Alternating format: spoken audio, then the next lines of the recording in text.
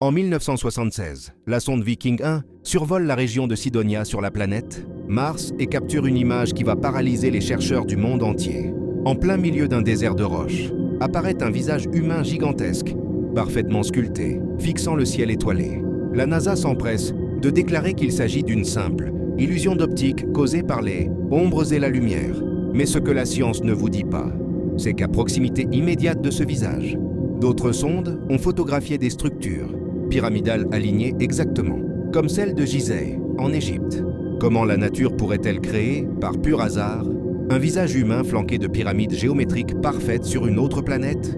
Restez bien jusqu'à la fin, car je vous prépare une partie 2 où je vous montrerai les clichés infrarouges, secrets qui révèlent des cavités artificielles sous ces pyramides.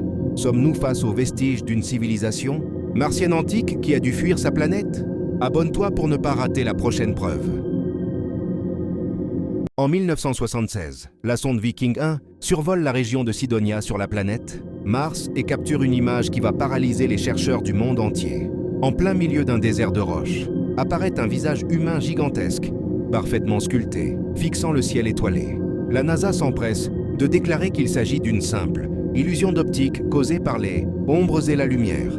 Mais ce que la science ne vous dit pas, c'est qu'à proximité immédiate de ce visage, d'autres sondes ont photographié des structures pyramidales alignées exactement, comme celle de Gizeh, en Égypte.